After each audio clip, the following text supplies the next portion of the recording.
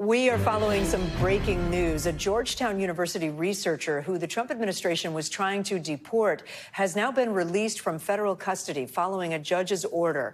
Badar Khan Suri, who is an Indian national and in the U.S. on an academic visa, was detained by immigration officials back on March 17th.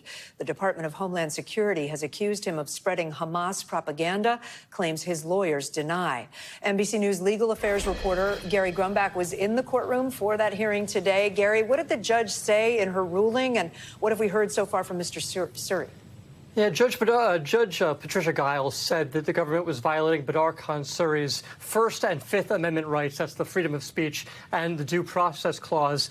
She noted that the government had very little evidence to support the detention of Mr. Suri. They didn't have any specific social media posts. They didn't have anything where he specifically broke any U.S. laws. They just generally knew that he was in support of Palestinian causes and that he has a singular family tie to Hamas, which is his wife's father, who was a senior leader in Hamas. Now, Dr. Suri is no longer in ICE custody. He was just released just a few minutes ago. And here's what he had to tell NBC News exclusively as he was let out of the facility. He's hopeful. Here's what he had to say.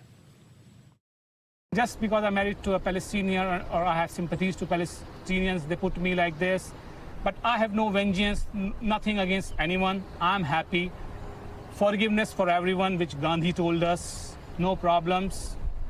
We need to be courageous in these tough times. If it is tyranny, if it is totalitarianism, if it is authoritarianism, we need to be courageous because courage is contagious. And with courage, we can build the bridges between different people.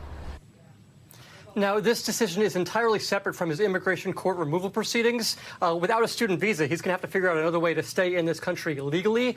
His next hearing in that case is in June. Guys. Thanks for watching. Stay updated about breaking news and top stories on the NBC News app or follow us on social media.